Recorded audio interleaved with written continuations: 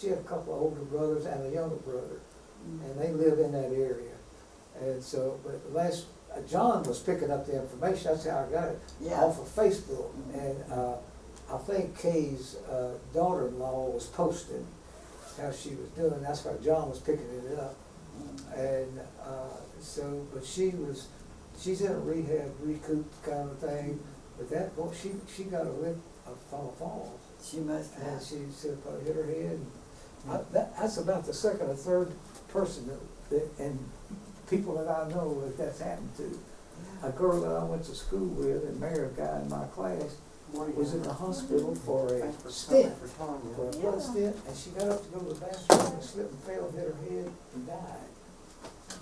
Really? She wasn't even in the hospital For nothing that she was getting a stent. Stay back Oh, there, for- see if the kids come, blockage. stay And she got up looking to out go for to the them, bathroom help and you. slipped and fell, hit the commode or something. Did she have a good trip down there? They had an excellent trip, they had a great time with a baby, that was pretty good. Oh, Yeah, because you never know. live that long and then Yeah, it die that was Slipped really, and fall in the hospital. thank you. That ain't good. Well, you know, they wouldn't even let TJ get out of bed without a physical therapist. Yeah. That's a good idea with older Hey, thank you, sir. regardless Nice of the hat. seriousness. Yes, he can fall in a minute. Yeah, you can be on that floor. I think I'm giving more checks to you than anybody else. You have, I feel bad about it, I'm glad that my name not on this one. Good morning. Morning, kind How you doing, sir. Joe? Where's the other half? Well, I was just telling them, she got some like sinus allergies, and then it kind of turned into coughing and maybe cold, and all. It's got, and she's better. She's feeling better this morning, but she coughed so much. She said, "I've got a bad cough. I could disturb the whole place." So she'd take over from the preacher. How you doing? Doing good, doing good. Good. Maybe it would be longer. You still at home in bed? Yep, he's still. He's I gonna mowed out my field the other day, and I'm still more from that. That will get Two you. days ago. That will get you. That pollen is bad. Yeah, it's the pollen's still. Hey, Louisa. Hi. Is Jerry here today? No, she's not feeling Oh. well. How are you? And your other half's not? Yeah, she Oh, had allergy type stuff, and it kind of moved into cough and flu, not flu, but Just a cold one. cold kind of stuff. Oh, And she's better this morning, but she's Yeah. coughing a lot. Yeah. So she said, I think I'll just stay in. Oh, I enjoy this. I don't blame her. She likes to get outside, and I think she maybe overdid it. Overdid it. Yeah. How's Ed? He's doing good. Maybe a He's bug making good got over it progress, too. but, in fact, he'd even thought about coming today, but with the rain, and then he said he woke up today and he was hurting. I mean, it's just, it comes and goes depending on the therapist, like, he comes and works him over. I was listening to, let's talk about Ed, Yeah. but he's still, But he's making wonderful progress, but Good. he's up more, he doesn't use a cane half the time, he's walking on his own. good. Oh, he's getting around with that. Oh, yeah. And you wanna see.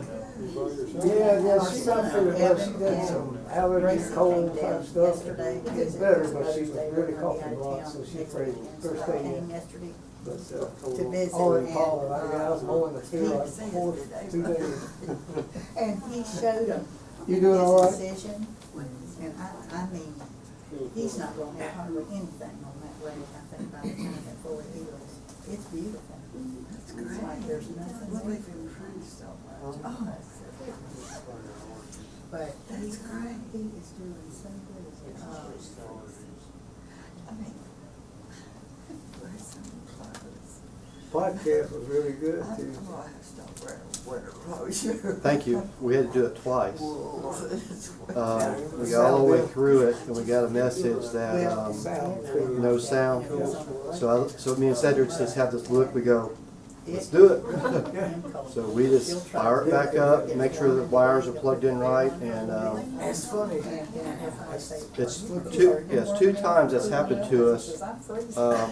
I know what happened last Tuesday, but, we're getting really good response.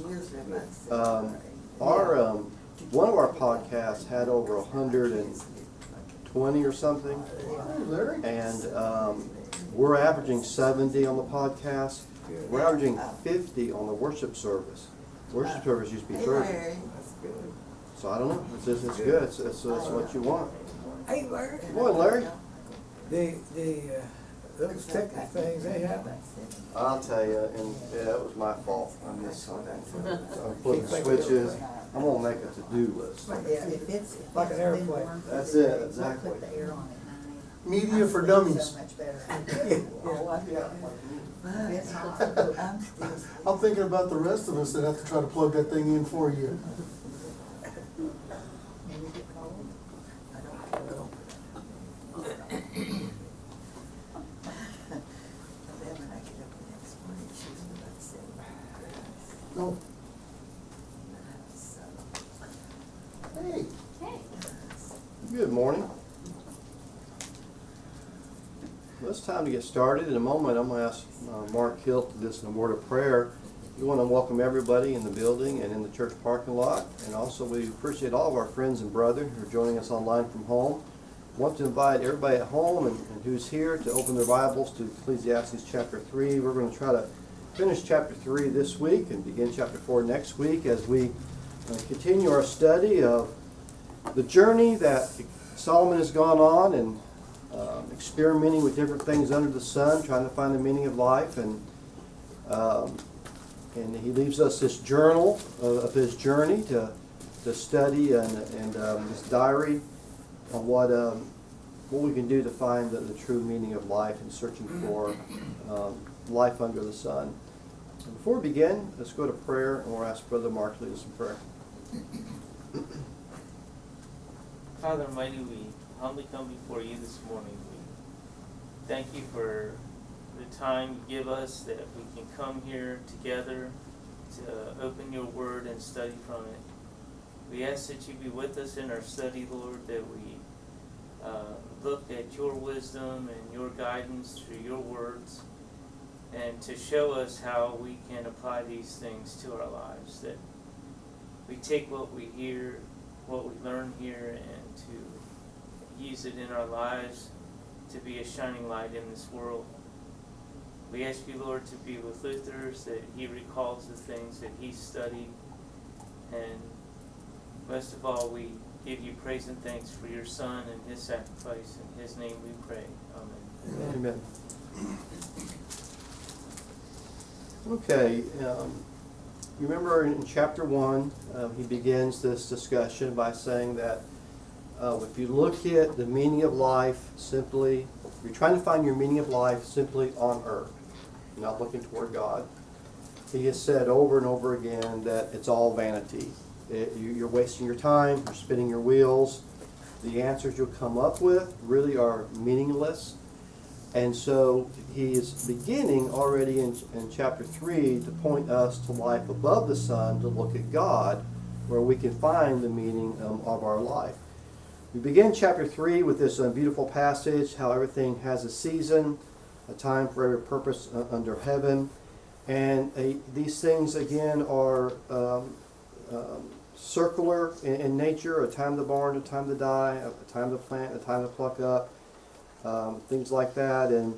But then he asked a question in verse 9, what profit has the worker from his labor? He kind of has that pessimistic view. When I look at all these cycles in my life, well, really, where's the profit in it?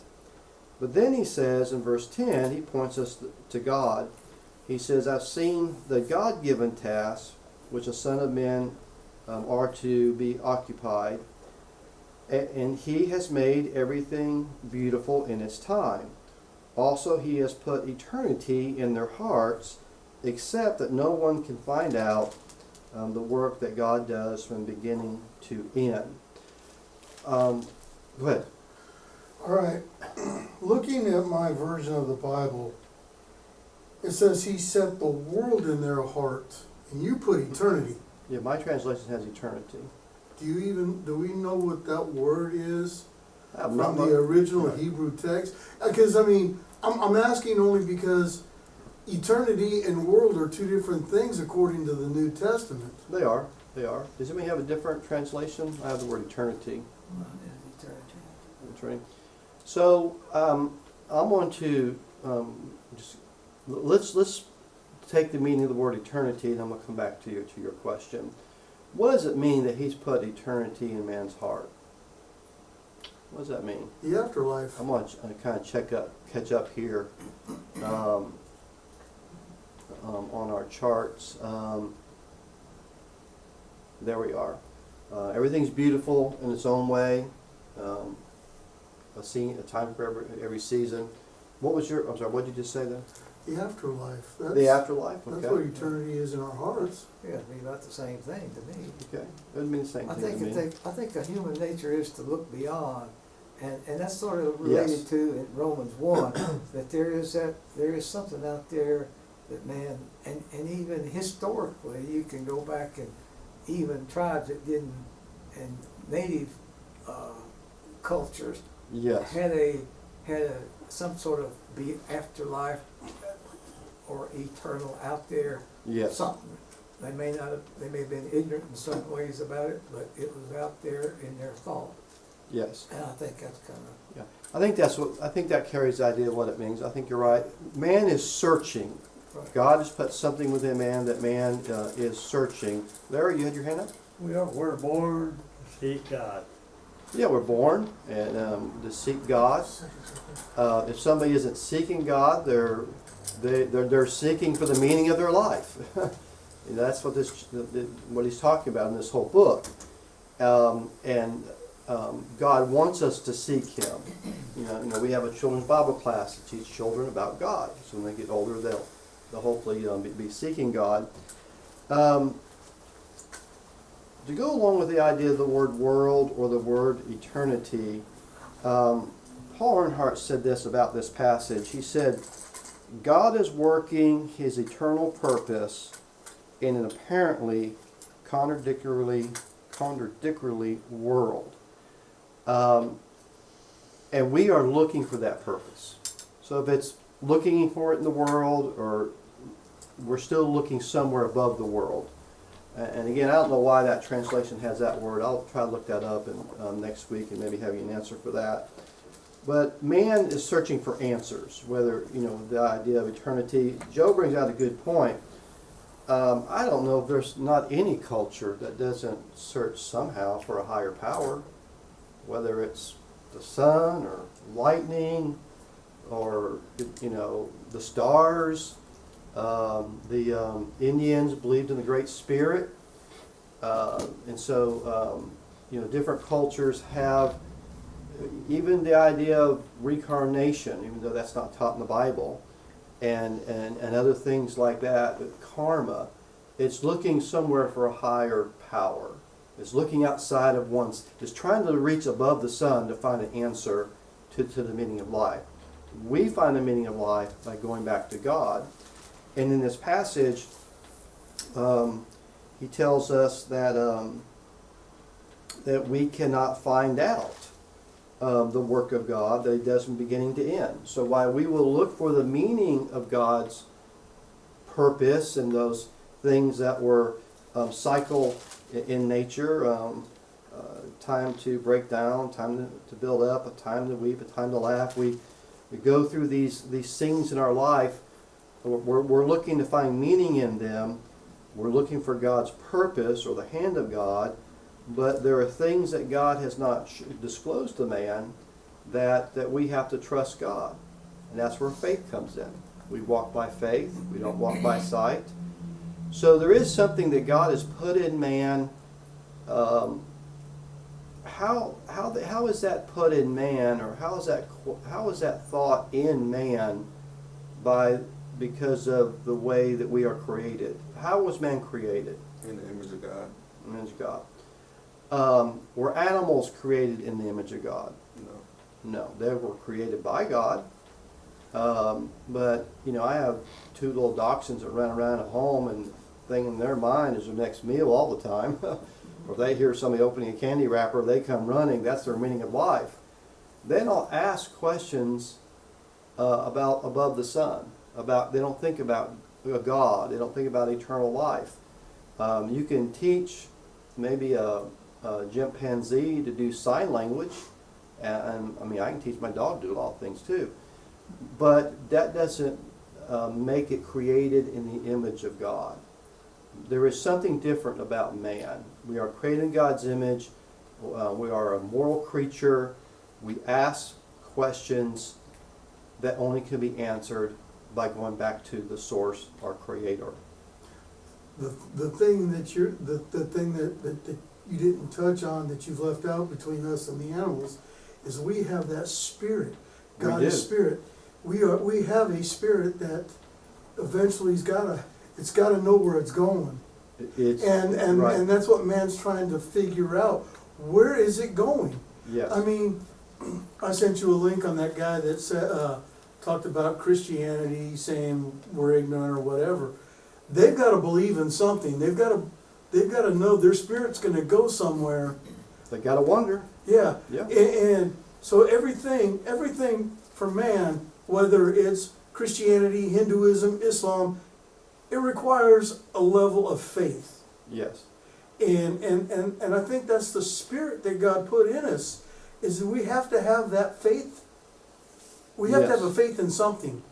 Yeah, because man, and those are unique questions that man himself does ask, and man does seek to know the answer to those things. And I think that's part of the question, or part of the answer of putting eternity in man's heart. Usually I have my notes in front of me. I need to catch up with my notes in front of me. He returns to tell us, with life under the sun, in verse 13, and also that every man should eat and drink and enjoy the good of his labor. It is a gift of God. So twice now he's pointing us back thinking about God. I want you to fast forward to the end of this chapter, verse 22. So I perceive that there is nothing better than man to rejoice in his own works. He said this before, that while we have these cycles in life, everything's beautiful in its own time, we need to, it's good for us to enjoy the blessings of God in this lifetime. Be content with what we have, enjoy the blessings God's given us, count our blessings.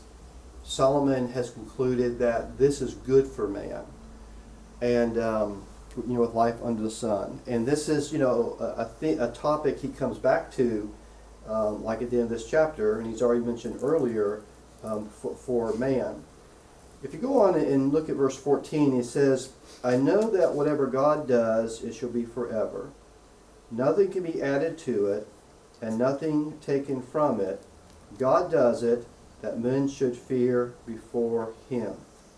That which has already been, and what is to be has already been, and God requires an account of what is past. What does it mean in verse 14? I know that whatever God does, it shall be forever, and you can't change that. You can't add to it, can't take away from it. What is he pointing us to recognize in life above the sun? God's in control. Yeah, the sovereignty of God. He recognizes the sovereignty of God. So you remember how he began in chapter 1 and 2 about looking for the meaning of life, and he looked for it in pleasures, he looked for it in work, he looked for it in big building projects, so accomplishments that he had in his life.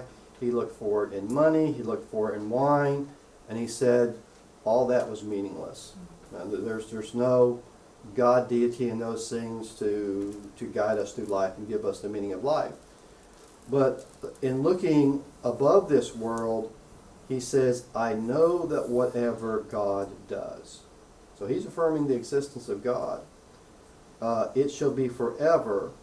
Nothing can be added to it, and nothing take from it. God does it, that men should fear before him. So there is a sovereign God that he is working out his eternal plan of salvation throughout the Old Testament. It's fulfilled in the cross. It's preached in the New Testament. The mystery is revealed, which was God's plan to save man in Jesus Christ on the cross. Both Jew and Gentile was part of the mystery that's still a mystery back at this time. And so it's pointing, what is the purpose of us knowing that God is sovereign? We can't add to or take away from that. If in verse 14, what should that give us? Hope. Hope. What else? Direction. Direction. What's one word he uses here though? Man should do what toward Fear. God? Fear God. Fear. Does that mean simply to be scared to death of God, or what does it mean to fear God? Respect.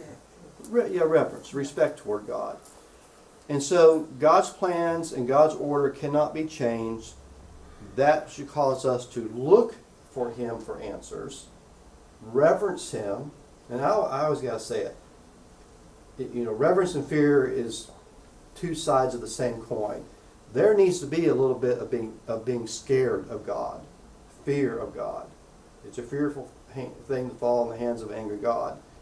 It's a fearful thing to go stand before God, and you're a good Christian. It's going to be a fearful thing in that day.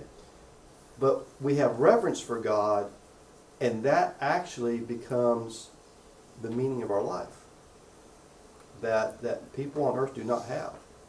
There goes to, like he says there, to add to it or take from what God has already established means life will not exist. Right. Because He has made it to remain forever. Yes. What He has established. So to change that and do against His will, it won't exist. Yeah, it's vanity. It's not going. You're spinning your wheels. You're not going to get anywhere. You're not going to get anywhere in life, and this is going to bring you bad things in this life and the next life. We need to fear Him. If you go forward to the end of this book, I want to tie something into that word fear. You know the passage, Ecclesiastes chapter 12. And so Solomon, we're looking forward. We're looking at the end of his diary, of his journey he went through, looking for the meaning of life. And he says in verse 13, let us hear the conclusion of the whole matter. This is the catch I want us to see. Fear God and keep His commandments. There's a whole lot of bad press in the religious world today about commandment keeping. But I'll tell you, I don't know how to walk straight or think straight or what to do in life or religion or relationships until God gives me instructions. And those instructions are His commandments. You all drove to church here today. I think everybody in this building drove here to church today. You got here safely for the most part because other people were following commandments. We need rules. We need guardrails of life. And so he ends this book by telling us God's given those to us. You know something, Luther, it's amazing when you look at how it started with kind of that whole thought process of there being nothing new under the sun.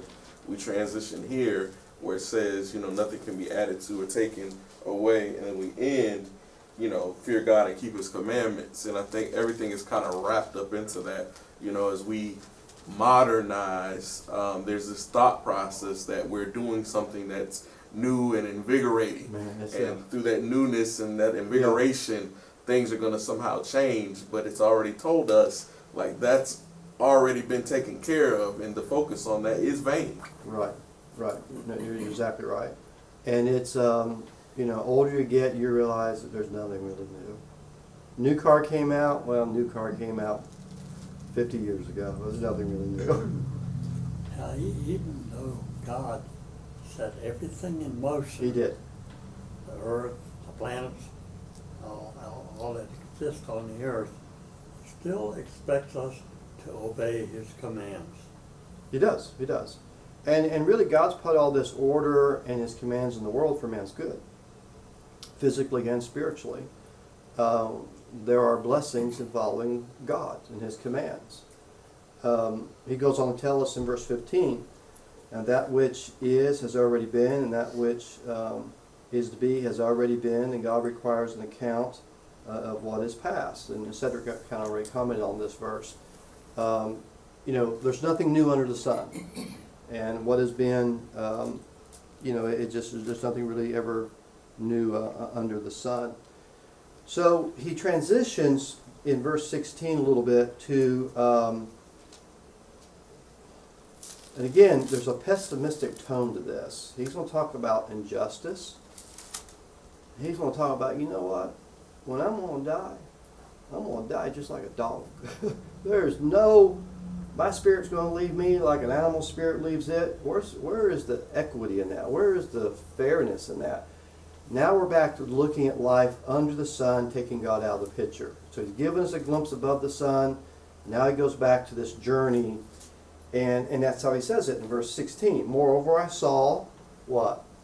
Under the sun. Under the sun. And when you read under the sun, remember he's saying, when you take God out of the picture, this is what you see. Your life becomes pessimistic. He says, in the place of judgment, wickedness was there.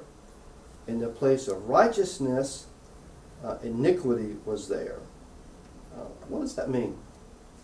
What is he saying that he saw in verse 16?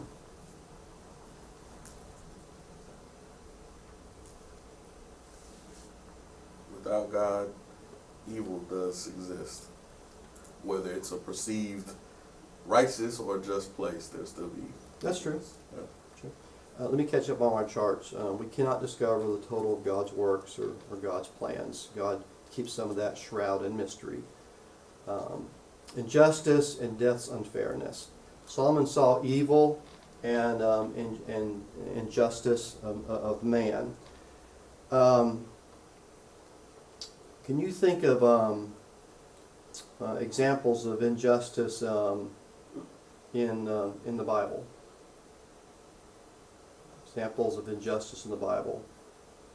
I want you to keep Ecclesiastes 3 marked. I'll share one with you that I thought of. Is turn over to Matthew chapter 26. Matthew chapter 26. Christ is on trial before the Jewish court.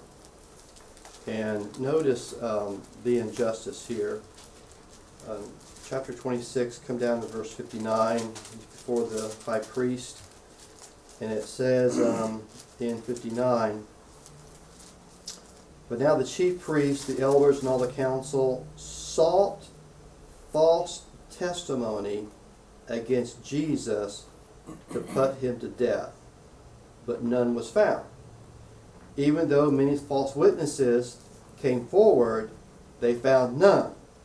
But at last, 2 false witnesses came forward and they agreed on the same thing. He said he's going to destroy the temple. Just look at verse 59. What is the injustices and the contradictions in verse 59? People behaving like mere men under the sun. Pardon? False witness. Okay. What about the false witnesses? What does it say? They saw them. They looked for them. They yeah. Now, I don't want to get political. Does that sound familiar today? I'll tell you what. It's just there's nothing new under the sun. And you let men behave like men without God in the equation, that's how men behave. That's how men behave. But let's raise the bar on the contradiction in verse 59. So you have these men in a Jewish court of law, council. They're looking to find false testimony against Jesus to do what to him? Put him to death. Put him to death. Here's the big contradiction. Who's doing this? Were these atheists or God believers? God believers. These are your chief priests. These are your religious leaders. I mean, where's the justice? And you can go back to our passage. In the place of judgment, wickedness was there in the trial of Jesus. In the place of righteousness, sin or iniquity was there in the trial of Jesus. And to give you the contrast that it's always been here, you can go back to the book of Esther, where Nahum, He did. Haman, yeah, that guy too, was always trying to get kill the other All the Jews. Mordecai. Well, he didn't like Mordecai. Yeah. Because he want to kill all the Jews. Yeah. So I mean, so that just kind of justifies the whole point. It does. It does. And where is the reason, the logic? You know, he was a well-to-do man under the sun in this world, only this world, and because Mordecai wouldn't show him respect and reverence, he wanted to kill everybody related to Mordecai in every province, in every city. I hate to say it, because that doesn't sound like things you hear today. I mean, it's nuts. It's crazy. You see all these protests today. What just spins my head is they'll walk up and take a microphone and one of these protesters interviewing and say, and what are you here for? I really don't know, but everybody else is here, and I'm just saying what they're saying. It's just like, No clue. People aren't using their brains on a college campus to even think for themselves. Life gets crazy under the sun when you take God out of the picture. Politics, no politics, whatever. David would raise the question in the book of Psalms 73 and verse 3. He says, "For I was envious of the boastful when I saw the prosperity of the wicked." That really doesn't seem fair. The righteous, financially suffer, but the wicked prosper. Where's the fairness in that with life on earth? Now, you and I, we know that in all things we've learned to be content, and we could think of other passages. We need to count our blessings and, not what we don't have. But if you are a mere man or woman without God in the picture, that's a rat race. That's going to make you miserable. That if you're always jealous of what somebody else has, and you think they're evil and you're good, you're a mouse running in a circle and in a round room. And I think that goes back to why I think Ecclesiastes is such a powerful book, because you realize that all of that is vanity, because you're only focused on what's under the sun. I mean, even looking at, some of the challenges that we see within society, those are set up because it's people's focus here. Yes. And not on the life to come. And I think there's comfort in looking at these passages and understanding where that direction, that reverence comes from. That's what this book is giving. Yeah. This book is giving, you hit the nail on the head, this book is giving us direction. That's what it says at the end of the book. The whole duty of man, your focus in life is to fear God and keep His commandments, and that will get you through life from here into the next life, and you'll keep your sanity along the way, and you walk by faith, not by sight. Everybody under the sun is walking by sight, and it's just going to be miserable. We're lucky that we have things that we see as Christians. We can go back and look, because I was thinking as you were talking about that, about the prosperity of the evil versus the needs of those that are faithful. Right. God told Job, do I not make the rain fall upon the just as well as the unjust? He does. And so we have that knowledge to realize that God, no matter what the wicked do, as long as we're doing what's right, God's still in control. Yes, he is, and He set things in control that man. He's going to allow man free will under the sun, and that's where we need to walk by faith, not by sight. We need to choose God, not make ourselves little gods and just do what we want to do. But that's a very good point. Go ahead. In the last two comments from me, I think we missed something. I didn't hear us discuss this part. In verse 26 of chapter 2, "For God gives wisdom and knowledge and joy to a man who is good in His sight. Mm-hmm.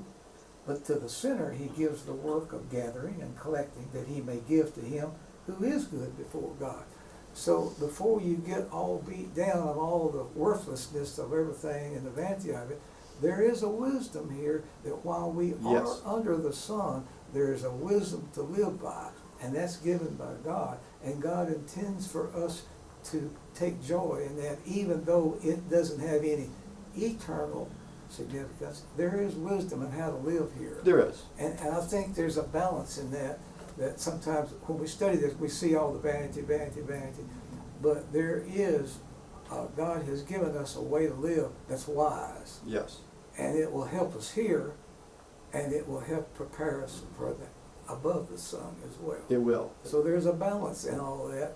It's not as much accentuated as the negative is of the worthlessness, but at the end of the book, which we just said, we get the summation of it. Right. But we got a little inkling of it there in verse 26. That's what he does. He drops these seed thoughts to make us think and to begin to think above the sun. Yes. But even under the sun, there is wisdom. There is wisdom. The person who works hard 40 or 50 hours a week, they're going to prosper to a level. They're going to be able, hopefully, to pay the bills and have more left over and get ahead in life. The person who doesn't want to work but, 20 hours a week, and even they don't even want to work that, and they want a free handout, they're going to struggle because they're not using wisdom. They don't have a work ethic. And you can see that at any generation under the sun. So I want you to raise the question in verse 16. Where do we even get the idea of wickedness or something's wrong? Where do we get the idea of a moral wrongness or wickedness? Can we is there if you take God out of the picture, is there an absolute standard to live by? No, there's not. Now, atheists and those who believe in evolution, taking God out of the equation, will try to create a standard that whatever is good for the majority. Well, you know what? How'd that work in Nazi Germany? That didn't work very good. The majority thought we ought to exterminate a certain group of people. And then, what was it about the city of Nuremberg? I read it this week. That's where they held the Nuremberg trials. But before you got there, there's something about that city that made it ironic, or like a statement that's where they're holding the trials. That was where Hitler had his headquarters. And that's probably what it was. And everything else, yes. Okay, so that was kind of like, boom, we're holding the trials here. And the world stage, they held them to a moral standard that was above their own. C.F. Lewis used to be an atheist, and now he is a Christian apologist or defender of the Christian faith. And he used to use the evil argument. There's evil in the world, therefore there's not God in the world. Then C.S. Lewis thought one day, where did I get the idea of what is evil and not evil? Without a standard, without a moral standard greater than myself. And he realized it's impossible. You cannot let a city make up its own moral standards. You can't let a country make up its own moral standards. You can't let the world just make up its own moral standards. It's not going to work, because man becomes his own standard without having a standard outside of himself. And so C.S. Lewis converted to Christianity, and he got himself there on his own by arguing against God. When I was 15 years old, Anthony Flew, who was a professor of philosophy at Reading University in England, he was a world-renowned atheist. He was going to tour America, and a Church of Christ preacher got the idea, let me challenge him to a debate. He was a preacher, and he was a professor at a university too, this Church of Christ preacher. And you had the great Warren-Flew debate down in Texas back in 1976. And Thomas B. Warren just tore to dashes, just to pieces, tore apart atheism. And really, Warren won the debate, Flew lost the debate, and Flew flew back home to England. Before Flew died, I think he's already passed away, he converted to deism, not Christianity. But in his older life, he says there has to be a greater power out there because there is too much design and perfection in the world without a designer. So here's another atheist who converted himself to believing in a greater power. I don't know if he actually called that God, but he believed there had to be something like God out there, when all of his life he argued and debated against God. Yeah, I think there's a bunch of scientists now coming out saying that evolution couldn't happen. Oh, it's, yes. So I think it's going to reverse. I don't think evolution is going to be taught in the future. At least it doesn't look that way, because now they have the technology to be able to see inside of a cell and how it works.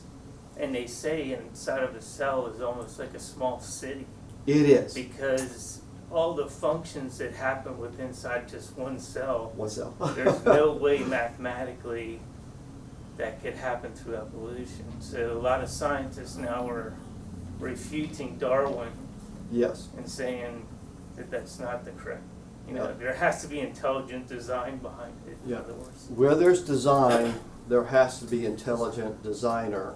And we see that in our watches, in our cars, and anything else that we might use. In your blender, in your kitchen, sitting on the counter, there's design. Well, behind that there was a designer and there was a creator, and really that's one of the best arguments. I've studied one time about the whole thing about the cell, and like you said, you called it a city. And Yes. where when I was reading, it was like they found one of the biggest, it'd be like it's a BMW plant. There's too much going on that all this happened by accident to do everything that it does. And I mean, they break it down to just where the smallest thing. there's transportation, there's something that gets rid of all the waste, Yeah, something that Taking in energy. It's almost, it's just like a city. it protects function. itself. Yeah, within inside of a cell. Yeah, Yeah. and so you're right, and I think a lot more scientists are more freer to come out and choose creationism over evolution. To kind of go along with what you guys are talking about, is having a designer. You made the point that without, who makes up the laws or standard without God? Which brought me to a thought that if there's no God and I set a standard, how do I hold others around me to that standard Right. when they have their own set of standards? Now we Right. put God back in the picture. He set the standard. It is up to us to Yeah. maintain that standard. Yeah. That's the moral argument for God. Mark gave us the design argument for God. And God has not left himself without witness. So, in our universe, physically and morally declares the glory of God, that there's a maker. He does go ahead and says in the very next verse, and we're going to finish this chapter. I got 4 or 5 minutes left. We're going to finish this chapter. Well, the answer is God is going to hold man accountable himself for righteousness or wickedness. Verse 17, I said in my heart, he's going back now to look above heaven, not just on earth in verse 16 where there's injustice, but in God's realm and in the judgment day, God shall judge the righteous and the wicked, for there shall be a time for every purpose and for every work. So we need to remember what we do here on earth, it will be judged in the judgment day. And Jesus took it down to the nitty-gritty. He said, every word that proceeds out of your mouth, you'll be held accountable for it in the judgment day. You'll be held accountable for it. So it makes us really, because what comes out of our mouth really comes out of our heart. So we want to be careful for that. So in leaving the moral struggle that he had, looking at life under the sun, now he brings us to another pessimistic view about how man dies. Look at verse 8. We'll read verses 18 through 21. I said in my heart, so he said in his heart, verse 17, and again he's saying, I said in my heart, concerning the estate of the sons of men, God tests them that they may see that they themselves are like beasts. What's he mean by that? Let's go on. For what happens to the son of man also happens to the beast. One thing befalls them.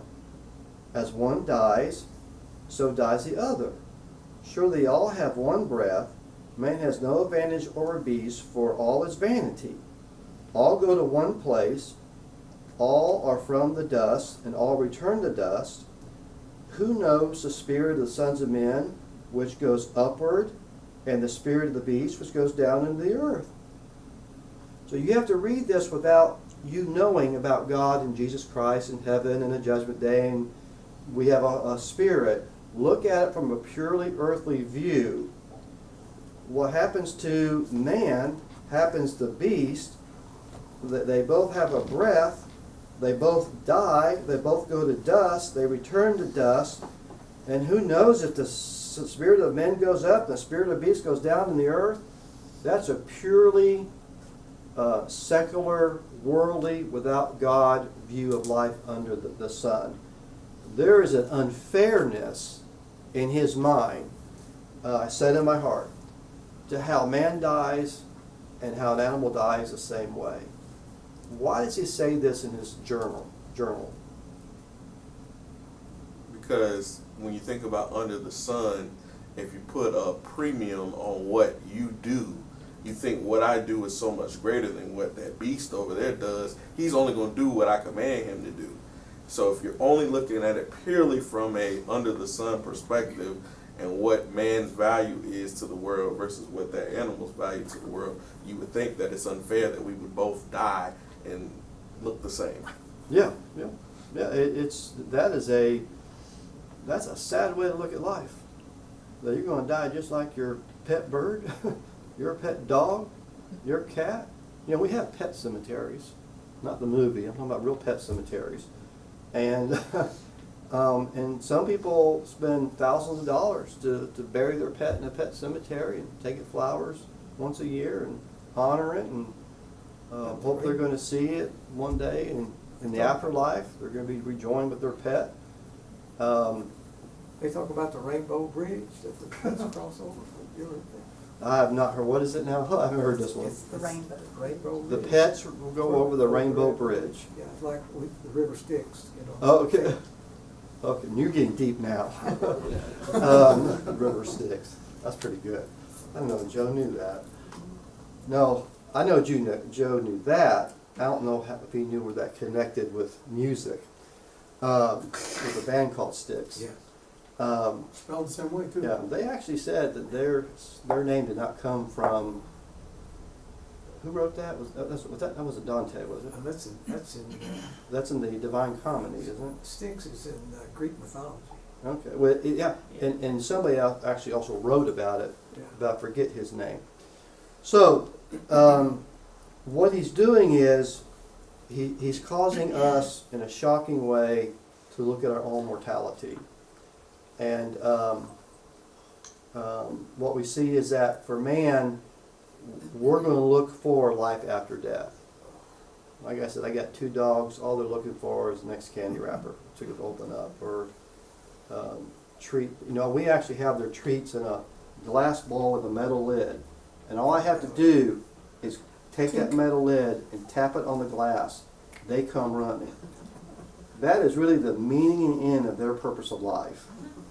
And for some people, it's the next treat, the next paycheck, the next new thing they could buy, the next party, and for them, their life is they kind of die just like an animal.